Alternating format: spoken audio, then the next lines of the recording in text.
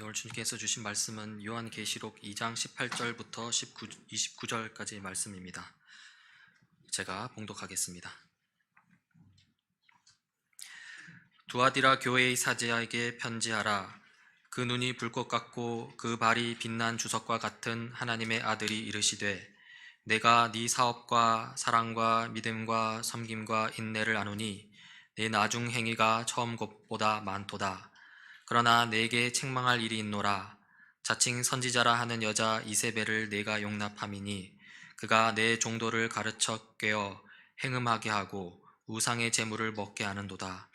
또 내가 그에게 회개할 기회를 주었으되 자기의 음행을 회개하고자 하지 아니하는도다.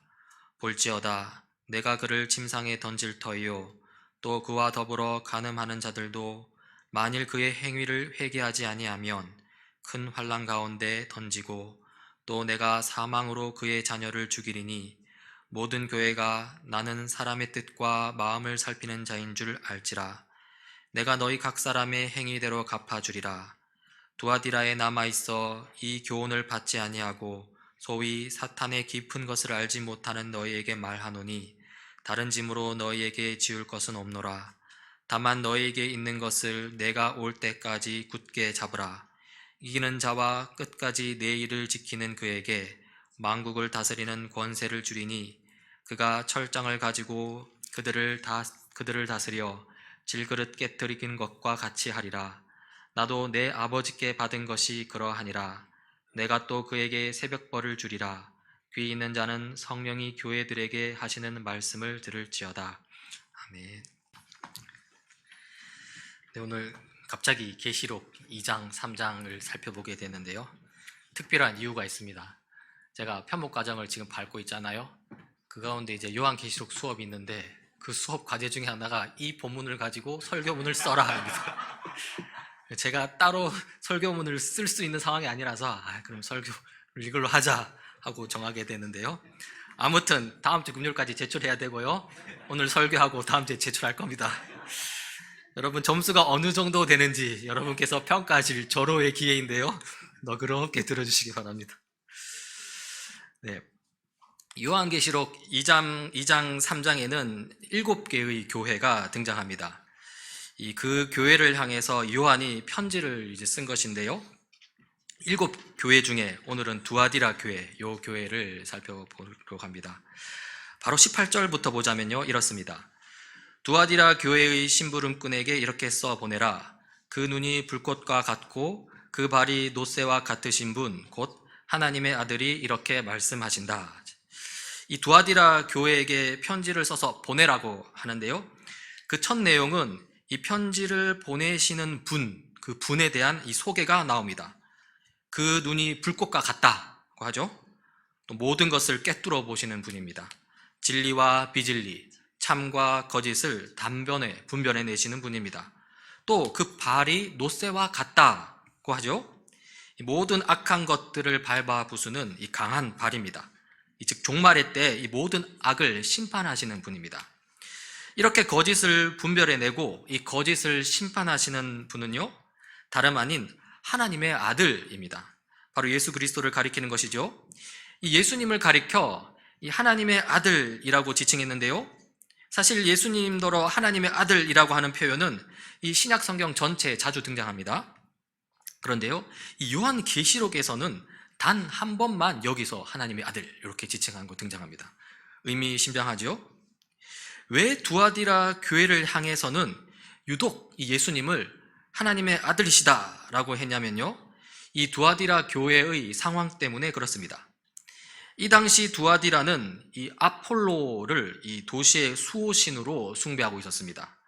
이 아폴로는 제우스의 아들로 여겨졌는데요. 이 아폴로가 몸을 입고 나타난 존재가 바로 이 황제라는 것이요, 로마 황제인데요. 그러니까 이 아폴로 상을 세우고서는 이 제우스 신의 아들로서, 어떤 신적 존재의 아들로서 황제를 숭배하고 있었더라는 것입니다. 이것이 두아디라 도시의 상황인데요. 그러니까 두아디라는 제우스의 아들 아폴로, 즉 황제를 섬기고 있었고요. 이에 대해서 참된 하나님의 아들은 아폴로도 아니고 황제도 아니라는 것이죠. 참된 하나님의 아들은 바로 예수 그리스도라는 것입니다.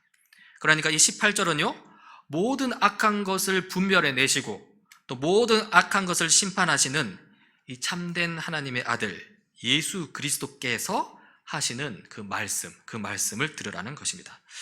여러분, 지금 극명한 이 대조가 보이죠? 한쪽 편에서는 제우스의 아들 아폴로, 그리고 그 아폴로의 현신 로마 황제가 등장하고요, 그리고 그 반대편에는요, 하나님의 아들 그리스도 예수가 등장합니다.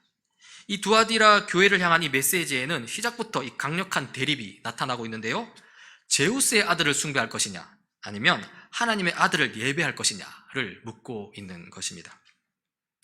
이 아폴로를 숭배하는 이 두아디라의 상태를 잠시 뒤로 하고요, 이 하나님의 아들 예수께서 두아디라 교회를 칭찬하신 부분이 그 다음 절에 나옵니다. 19절입니다. 나는 너의 행위와 너의 사랑과 믿음과 섬김과 오래 참음을 알고 또 너의 나중 행위가 처음 행위보다 더 훌륭하다는 것을 안다. 여러분, 이 19절에서 반복해서 등장하는 단어가 있습니다. 무엇입니까? 행위입니다. 3번 나옵니다. 행위가 선하다는 것이죠. 거기다가 그 선한 행위가 더 훌륭해졌다고도 합니다.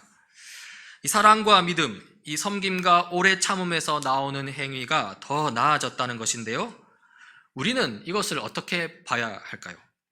긍정적으로도 볼 수 있고요, 그리고 조금 중립적으로도 평가할 수 있습니다. 긍정적으로 본다는 것은 더 설명할 필요가 없습니다. 나중에 행위가 처음에 선한 행위보다 더 훌륭해졌다고 하니 그것만으로도 충분히 칭찬받을 만하다는 것이죠. 하지만 이 중립적인 관점으로 평가할 수도 있습니다.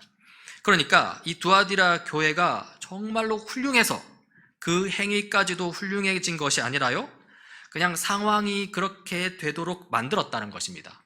가령 그리스도인으로서 핍박이나 박해가 나머지 7교회들에 비해서 그리 강하지 않았다는 것이죠. 비교적 편안하게 신앙생활을 하면서 비교적 손쉽게 선을 행할 수 있었다는 것입니다. 이렇게 이 두아디라 교회의 이 선한 행위, 이 훌륭한 행위에 대해서 이런 평가들이 있을 수 있는데요, 이 평가에 대해서는 다음 구절, 이 두아디라 교회를 향한 책망을 통해서 다시 비추어 볼 수 있습니다. 20절부터 23절까지 좀 살펴보겠는데요, 먼저 20절입니다. 그러나 너에게 나무랄 것이 있다. 너는 이세벨이라는 여자를 용납하고 있다. 그는 스스로 예언자로 자처하면서 내 종들을 가르치고 그들을 미혹시켜서 간음하게 하고 우상의 재물을 먹게 하는 자다. 이세벨이라는 여자가 등장합니다. 여러분, 이세벨 어디서 많이 들어본 이름이지 않습니까? 이 구약 성경에 등장하는 아주 악명 높은 여인의 이름입니다. 이세벨이 누군지 관련된 성경 구절을 좀 찾아 읽어보면요, 열왕기상 16장입니다. 아합 왕은 느밧의 아들 여로보암의 죄를 따라가는 정도가 아니라 오히려 더 앞질렀다. 그는 시돈 왕 엣바알의 딸인 이세벨을 아내로 삼았으며 더 나아가서 바알을 섬기고 예배하였다. 이세벨이 등장하죠. 이 시돈 왕 엣바알의 딸이라고 합니다.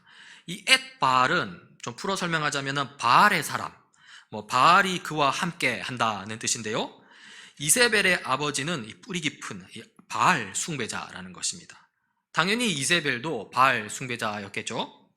이 이세벨이 북이스라엘 아합 왕의 아내가 되었고요, 이세벨은 이 북이스라엘 나라 내에 이 바알 종교를 본격적으로 도입한 인물입니다. 다시 말해서 이 이세벨은 아합 왕과 북이스라엘 백성으로 하여금 바알 숭배를 하게 만든 인물입니다. 자, 그런데요, 이 두아디라 교회가 어떻게 하고 있다고 하죠? 이세벨이라는 여자를 용납하고 있다고 합니다. 쉽게 말해서 우상 숭배를 허용하고 있다는 뜻입니다. 20절 다시 볼까요? 그러나 너에게 나무랄 것이 있다. 너는 이세벨이라는 여자를 용납하고 있다. 그는 스스로 예언자로 자처하면서 내 종들을 가르치고 그들을 미혹시켜서 간음하게 하고 우상의 재물을 먹게 하는 자다. 이세벨이라 일컬어지는 이 여인은요, 스스로를 예언자라고 자처하고 있습니다. 예언자는 여러분, 하나님의 뜻을 전하는 사람입니다.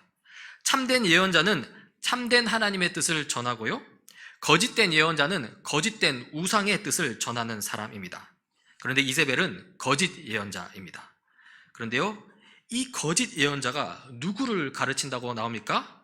내 종들을 가르친다고 합니다. 지금 말씀하시는 분은 예수님입니다. 그러니까 내 종들은 다름 아닌 예수님의 종들을 가리키고요. 다시 말해서 이 거짓 예언자가 예수님의 종들을 가르친다는 것입니다. 매우 심각한 상황이죠. 이세벨이라는 이 거짓 예언자가 두아디라 교회 안으로 들어와서 교인들을 가르치고 있다는 것입니다. 그걸 용납하고 있다는 것입니다. 계속 한번 봅시다. 자, 그래서 어떻게 되었다고 합니까? 두아디라 교인들을 미혹시켜서 간음하게 했다고 합니다. 우상의 재물을 먹게 했다고 합니다. 간음하는 것, 이 우상의 재물을 먹는 것은요, 이것은요, 실제로 그런 일이 일어났다고도 할 수 있겠지만요, 더 중요한 의미로는, 본질적인, 궁극적인 의미로는요, 교회 안에서 이 우상 숭배가 일어났다는 것입니다. 이렇듯 이 이세벨, 거짓 예언자, 거짓 가르침, 간음, 이 우상의 재물, 이런 표현들은요, 두아디라 교회 안으로 침투한 우상 숭배를 가리키는 것인데요, 구체적으로 어떤 우상을 숭배했는지 좀 알아보기 위해서 이 두아디라 교회의 상황을 좀 살펴볼 필요가 있습니다. 그리고 또 이 성경 전체에 비추어서 이 본문을 좀 해석할 필요가 있습니다. 먼저 두아디라 교회의 상황입니다. 이 두아디라는 여러분 상업 도시입니다. 두아디라 대부분의 시민들이 따라서 상인들이었고요. 또 두아디라는 이 상업 도시답게 대규모 이 무역, 조합, 이 조합들이 발달해 있었습니다. 이런 이 대부분 상인들로 구성된 시민들은요, 각 사업별로 이 조합에 소속되어 있었고요. 당연히 두아디라 교인들도 상인들이 많았기 때문에 또 교인들로 생계를 위해서 조합에 가입했을 것입니다. 그런데요, 이 조합이 문제였습니다. 앞서 보았듯이 두아디라 도시는요, 제우스의 아들 아폴로, 또 그 아폴로의 현신이라 일컫는 로마 황제를 섬기고 있었고요. 이 조합들도 그런 식으로 우상 숭배에 연루되어 있었습니다. 이런 거죠. 일주일에 한 차례 조합별로 자기들만의 연회나 축제를 여는 겁니다. 그리고 그 조합 축제 중에, 그 연회 중에 조합의 수호신을 위한 우상 숭배 의식을 행하는 것입니다. 거짓 가르침도 이루어졌겠죠? 거기에 참여하지 않을 경우에는 이 조합에 속하지 못하는 것이고요, 경제적인 따돌림을 당하게 되는 것입니다. 이것은 이 생계와 직결된 바, 거절하기 어려운 것입니다. 먹고 살기 위해서는 우상숭배 의식에 참여해야만 하는 상황이라는 것이죠. 결국 먹고 살기 위한 이 돈이 문제입니다. 이 돈이라는 우상을 숭배하게 되는 것입니다. 한편 이 성경 전체로 보았을 때도요, 이세벨이라는 이 이름에 주목할 필요가 있습니다. 앞서 살펴보았듯이 이 엣바알의 딸 이세벨은 이 바알 숭배를 의미합니다. 우상 숭배죠. 그리고 이 바알은요, 풍요의 신입니다. 이 바알을 섬기는 사람들로 하여금 풍요롭게 먹고 살 길을 열어준다는 것이죠. 여기서도 먹고 사는 문제가 등장하는 것입니다. 사실 우리 인류는요, 타락한 이후로 이 먹고 사는 문제를 벗어날 수가 없었습니다. 아담과 하와가 선악과를 따먹는 죄를 범하면서 땅이 저주를 받았기 때문이죠. 창세기 3장입니다. 하나님께서 남자에게는 이렇게 말씀하셨다. 네가 아내의 말을 듣고서 내가 너에게 먹지 말라고 한 그 나무의 열매를 먹었으니 이제 땅이 너 때문에 저주를 받을 것이다. 너는 죽는 날까지 수고하여야만 땅에서 나는 것을 먹을 수 있을 것이다. 땅이 저주를 받아서 타락 이전에 풍요로운 먹거리를 기대할 수 없게 되었고요. 이래서 이 먹고 사는 문제가 인류의 영원한 숙제로 남겨진 것입니다. 내일 먹을 음식 때문에 불안에 빠지고요. 먹거리가 충분하다고 하면 또 반대로 탐욕에 빠져서 스스로를 망치기도 합니다. 그리고 그 중심에는 물질, 돈이 있습니다. 돈이 우리의 먹고 사는 문제를 책임지는 것처럼 보이니까요. 이 돈의 문제 때문에 성경은 여러 곳에서 경고를 하는데요. 예수님께서는 이렇게 말씀하셨습니다. 마태복음 6장입니다. 아무도 두 주인을 섬기지 못한다. 한쪽을 미워하고 다른 쪽을 사랑하거나 한쪽을 중히 여기고 다른 쪽을 업신 여길 것이다. 너희는 하나님과 재물을 아울러 섬길 수 없다. 사도 바울은요, 또 이렇게 말했습니다. 돈을 사랑하는 것이 모든 악의 뿌리입니다. 이 두아디라 교회도 이 돈이 주는 위험성에서 자유롭지 못했습니다. 많은 돈이 오고 가는 상업 도시였고요. 거기에는 우상 숭배가 연결되어 있었습니다. 먹고 사는 문제, 돈의 문제를 해결하기 위해서는 우상 숭배도 받아들여야 했습니다.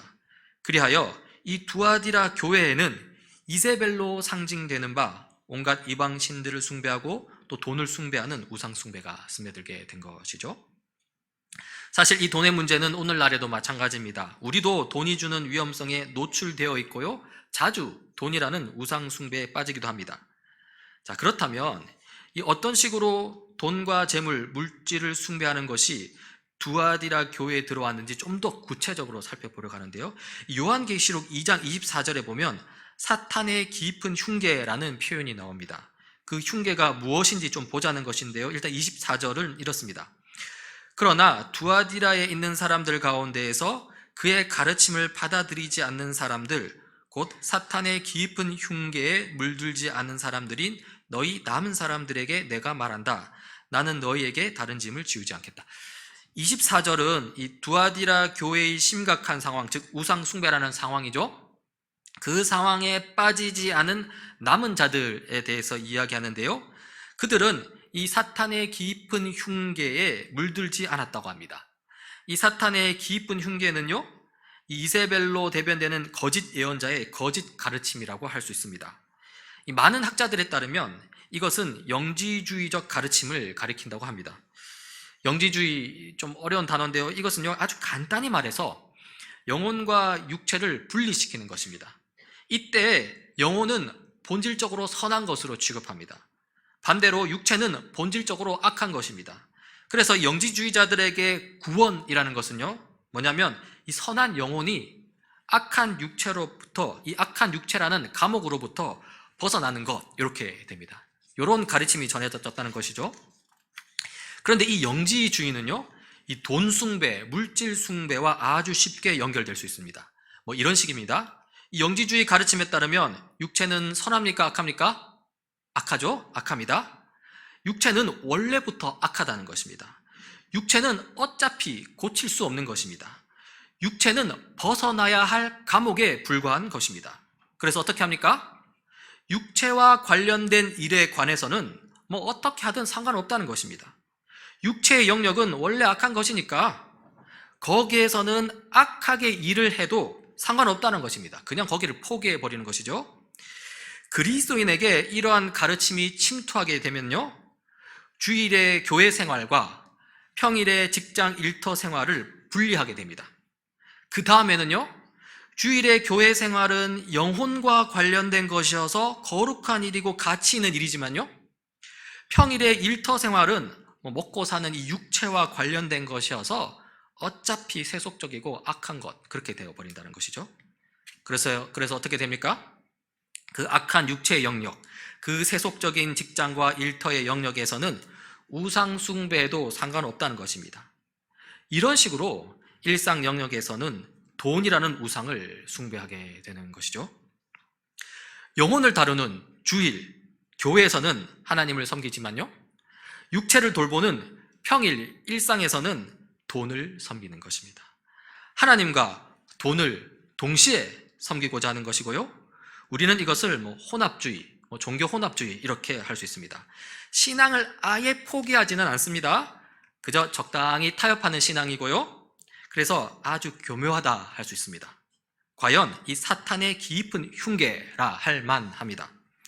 하지만요, 이러한 영지주의적 가르침, 영혼을 선하다 규정하고 육체를 악하다 규정하여 분리시키는 가르침이죠. 주일 교회 일은 무조건 거룩하고 평일 일터와 직장은 세속적이라는 가르침이죠. 그리하여 하나님과 돈을 적당히 겸하여 섬기게 하는 가르침은요, 결코 하나님을 섬기는 것이 될 수 없습니다. 이것은 사실상 하나님을 저버리고 돈을 섬기는 것과 마찬가지입니다. 예수님께서 분명히 경고하셨죠.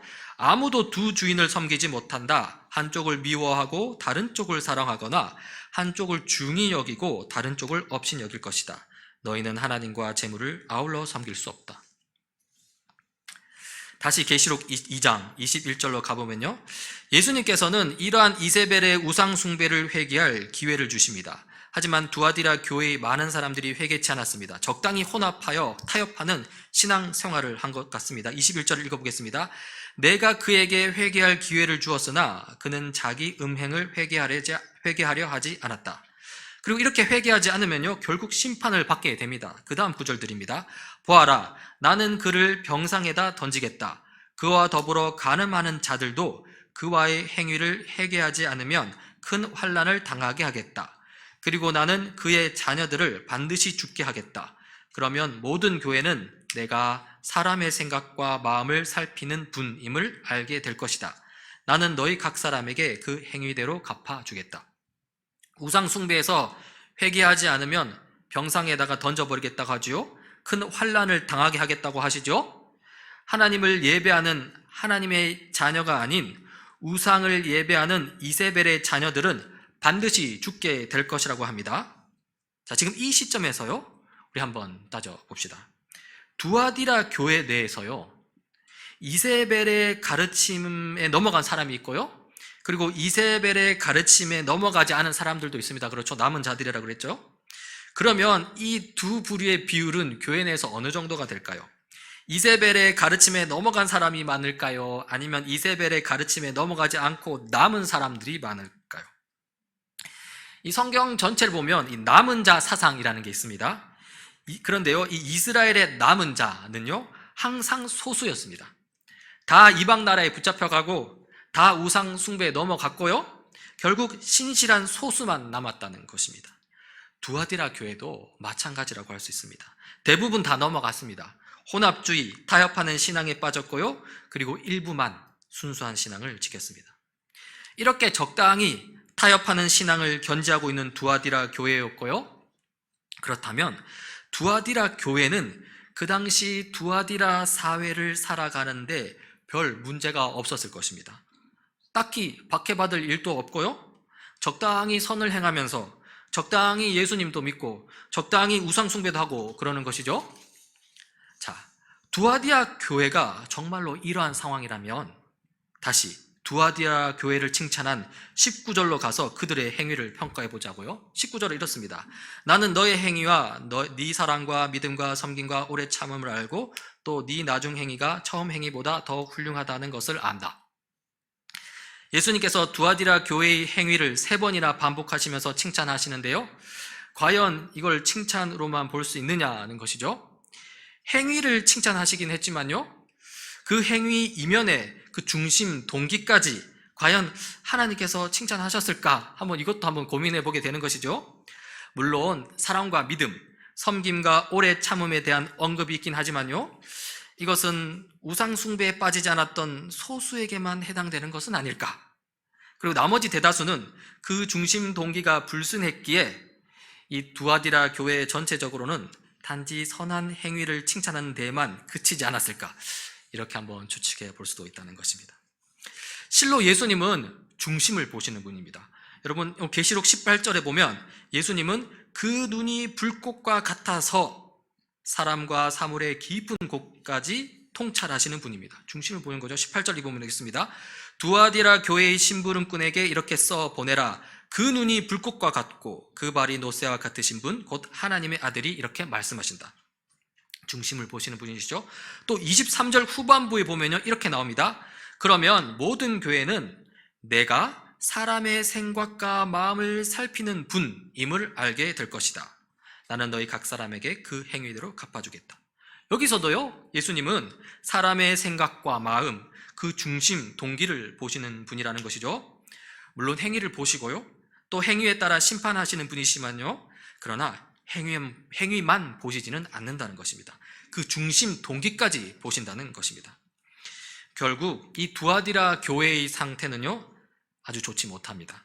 사실 많은 학자들은 이 요한계시록 2장 3장에 등장하는 7교회 중에서 두아디라 교회가 최악의 상태에 있었다고 평가하기도 합니다.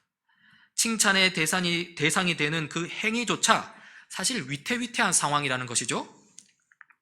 자, 지금까지 두아디라 교회를 살펴보았는데요, 그 상황과 상태를 한번 정리해 보겠습니다. 두아디라 교회는 두아디라 도시 특성상 우상 숭배에 쉽게 노출되어 있습니다. 두아디라 도시는 제우스의 아들 악폴로를 숭배하고요, 또 상업 도시답게 이세벨로 대변되는 돈과 물질을 숭배합니다. 그리고 그 도시에 있는 두아디라 교회는요, 사탄의 거짓된 영지주의적 가르침 속에서 하나님과 우상을 혼합하여 섬깁니다. 그러면서 적당히 선한 행위로 근근히 버티고 있는 것이죠. 사실 두아디라 교회는 지금 굉장히 큰 위기에 처해 있습니다. 지금이야 이 선한 행위로 어떻게든 버티고 있지만 이대로 쭉 가다가는 그 행위조차 없어질지 모릅니다. 자, 그렇다면 이렇게 위기 가운데 있는 두아디라 교회는 어떻게 해야 할까요? 또 두아디라 교회와 같은 상황에 처한 오늘날 우리 교회를 본다면 또 교회는 어떻게 해야 할까요?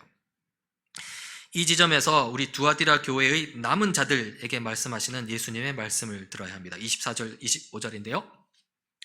그러나 두아디라에 있는 사람들 가운데에서 그의 가르침을 받아들이지 않은 사람들, 곧 사탄의 깊은 흉계에 물들지 않은 사람들인 너희 남은 사람들에게 내가 말한다. 나는 너희에게 다른 짐을 지우지 않겠다. 다만 내가 올 때까지 너희가 가지고 있는 그것을 굳게 붙잡고 있어라. 이 두아디라 교회의 거룩한 남은 소수에게 전하는 말씀이죠. 이 남은 소수에게 무엇이라고 말씀하셨냐면요, 너희가 가지고 있는 그것을 예수님께서 다시 오실 때까지, 그러니까 재림하실 때까지 흔들림 없이 굳게 붙들고 있어라 하는 것입니다. 자, 그렇다면 너희가 가지고 있는 그것이 무엇인지 봐야겠죠? 두아디라 교회의 남은 소수도, 그리고 오늘날 우리 교회도 그것을 굳게 붙들고 있어야 하는데요, 그것이 뭐냐는 것입니다. 무엇인지는 오늘 본문에 구체적으로 나오진 않습니다. 하지만 충분히 유추할 수 있습니다. 두아디라 교회에서 퍼진 거짓 가르침을 통해서 볼 수 있는데요, 거짓 가르침이 무엇이었죠? 아까 보았듯이 거짓된 영지주의적 가르침이었습니다. 영혼과 육체를 분리시켜서 육체는 악한 것으로 치부해버린 가르침이었죠. 직정과 일터 같은 우리 몸과 관련된 일상의 영역은 포기해버리라는 가르침이었습니다. 그 영역에서는 우상 숭배도 상관없다는 가르침이었습니다. 이 거짓 가르침을 바로 잡는 참된 가르침이 바로 두아디라 교회가 굳게 붙잡아야 할 그것이라는 것입니다. 영혼과 육체의 잘못된 이원론을 해독할 수 있는 가르침을 붙들라는 것이죠. 여기에 대해서 여러분 복잡할 거 없습니다. 그 참된 가르침은 바로 성경이 말하는 가르침이고요, 여기에서 우리는 모든 것을 창조하신 창조주의자, 모든 것을 회복시키시는 구속주 하나님을 붙들어야 합니다. 하나님은요, 우리 영혼만 창조하신 분이 아닙니다. 하나님은요, 우리 육체도 창조하신 분입니다. 하나님이 창조하신 영혼과 육체 둘 다 원래는 선한 것이었습니다. 그러나 아담과 하와의 범죄 이후에 영혼과 육체 둘 다 타락하게 된 것이죠. 영지주의자 말처럼 우리의 영혼은 거룩한 게 아닙니다. 영혼이 거룩하다는 것은요, 아주 큰 착각입니다. 한번 잘 따져보십시오. 우리의 영혼을 한번 보십시오. 온갖 악한 것들을 사랑하는 마음이 가득합니다. 탐욕, 악의, 시기, 미움, 질투, 분노, 교만, 자랑, 무자비. 사실상 온갖 더러운 것은 다 우리의 타락한 영혼에서부터 시작됩니다. 오히려 우리의 연약한 육체는요, 영혼의 지배 가운데 그런 악한 이들을 그냥 돕는 위치에 있을 뿐입니다. 따라서 거룩한 영혼이 악한 육체라는 감옥으로부터 벗어나야 한다는 이 영지주의 가르침은요, 아주 심각한 거짓입니다. 오히려 우리의 영혼부터 하나님에 의해 구속되어야 합니다. 정화되어야 하고요, 거룩하게 되어야 합니다. 하나님의 것에 걸맞도록 변화되어야 합니다. 그리고 우리의 육체도 마찬가지입니다. 연약하여 썩어질 수밖에 없는 우리 육체도 구속함을 얻어야 합니다. 부활하신 예수님의 몸처럼 강하고 아름답게 변해야 합니다. 실로 하나님은 우리의 영혼과 우리의 육체를 선하게 창조하셨고요, 이제 예수 그리스도 십자가 구속 사역을 통해서 타락한 우리의 영혼과 육체를 거룩하게 변화시켜 나가십니다. 하나님은 우리의 영혼과 육체 둘 다 구원하십니다. 이 구원하시는 사역은요, 주님이 다시 오실 때, 재림하실 때 완성될 것입니다. 예수님이 재림하실 때 우리는 완전한 영혼과 완전한 육체를 얻게 될 것입니다. 그때까지 하나님께서 주신 성경의 진리를 굳게 붙들고 있어야 합니다. 이 성경의 진리는요, 영혼과 몸, 정신과 물질이라는 이름으로 세상을 분리시키는 반쪽짜리 진리가 아닙니다. 이 성경의 가르침은요, 영혼과 몸, 정신과 물질 이 모든 것을 포괄하고 통합하는 총체적인 진리입니다. 참으로 복음은요, 반쪽짜리가 아닙니다. 복음은요, 우리의 몸과 마음, 육체와 영혼 모두를 구원하시겠다는 기쁜 소식입니다. 따라서 우리는 이 총체적인 복음 아래에서 주일, 교회 생활뿐만이 아니라 우리 몸이 살아가는 평일, 일상생활 속에서도 구원을 이루어 가야 합니다. 그리고 복음 위에서 구원을 이루어가는 그 여정 가운데 성령 하나님께서 우리를 붙들어 주실 것을 기대해야 합니다. 26절부터 28절인데요, 이렇습니다. 이기는 사람, 곧 내 일을 끝까지 지키는 사람에게는 민족들을 다스리는 권세를 주겠다. 그는 쇠 지팡이로 그들을 다스릴 것이고 민족들은 마치 질그릇이 부수어지듯 할 것이다. 이것은 마치 내가 나의 아버지께로부터 권세를 받아서 다스리는 것과 같다. 나는 그 사람에게 샛별을 주겠다. 여기서 이기는 사람은요, 그 일을 끝까지 지키는 사람들은요, 바로 끝까지 성경의 진리를 붙드는 교회를 가리킵니다. 하나님께서 승리하는 교회, 곧 성도에게 권세를 주십니다. 예수님 재림의 때 성도는 세상을 온전히 다스리게 되고요, 왕노릇하게 되고요, 심지어 세상의 악한 것들을 쳐부수어 심판하는 일에도 참여하게 됩니다. 성도는 그날을 고대하고 기다립니다. 자, 그렇다면요, 우리는 주님 오실 때까지 이 성경의 진리, 총체적인 복음을 붙들어야 하는데요, 어떤 방식으로 붙들 수 있을까요? 이 질문에 답하기 위해서 우리는 마지막 29절을 살펴봐야 합니다. 29절입니다. 귀가 있는 사람은 성령이 교회들에 하시는 말씀을 들어라. 방금 29절을 읽었는데요, 이 구절을 좀 제대로 풍성히 이해하기 위해서는 이 구절에 앞선 관련되는 이사야 6장으로 가야 됩니다. 이사야 6장 9절인데요, 이렇습니다. 그러자 주님께서 말씀하셨다. 너는 가서 이 백성에게 너희가 듣기는 늘 들어라. 그러나 깨닫지는 못한다. 너희가 보기는 늘 보아라. 그러나 알지는 못한다 하고 일러라. 여러분, 지금 읽은 이사야 6장 9절하고 앞에 읽은 계시록 2장 29절, 귀 있는 사람은 성령이 교회들 하시는 말씀을 들어라, 이것이 서로 좀 대조가 되죠? 먼저 이사야 6장 9절에 등장하는 이 백성을 살펴보자고요. 이사야 6장에 등장하는 이 백성은요, 주님께서 말씀하셨으나 깨닫지 못합니다. 주님께서 보여주셨으나 알지 못합니다. 들을 귀도 없고요, 볼 수 있는 눈도 없다는 것입니다. 그렇다면 이 이사야 6장의 이스라엘 백성은 왜 이렇게 되었을까요? 왜냐하면 그들이 우상 숭배에 빠졌기 때문입니다. 정확하게는 우상을 예배했기 때문입니다. 그리고 우상을 예배함으로써 우상과 같이 되었기 때문입니다. 이 우상에 대해서 시편은 이렇게 말합니다. 115편인데요. 이방 나라의 우상은 금과 은으로 된 것이며 사람이 손으로 만든 것이다. 눈이 있어도 볼 수 없으며 귀가 있어도 듣지 못한다. 어떻습니까? 시편은 이 우상이 눈을 조각해 넣었으나 조각상일 뿐이기에 볼 수 없다고 합니다. 귀를 조각해 넣었으나 마찬가지로 조각상일 뿐이기에 들을 수 없다고 합니다. 그리고요, 그런 우상을 예배하는 백성들도 마찬가지입니다. 그들이 예배하는 우상처럼 그들도 못 듣고 못 봅니다. 그러자 주님께서 말씀하셨다. 너는 가서 이 우상을 예배하는 백성에게 가서 일러라. 너희가 듣기는 늘 들어라. 그러나 깨닫지는 못한다. 너희가 보기는 늘 보아라. 그러나 알지는 못한다. 왜냐하면 너희는 너희가 예배하는 눈멀고 기먹은 우상을 닮았기 때문이다. 그리고 이러한 배경 속에서요, 계시록 2장 29절은 말합니다. 귀가 있는 사람은 성령이 교회들에 하시는 말씀을 들어라.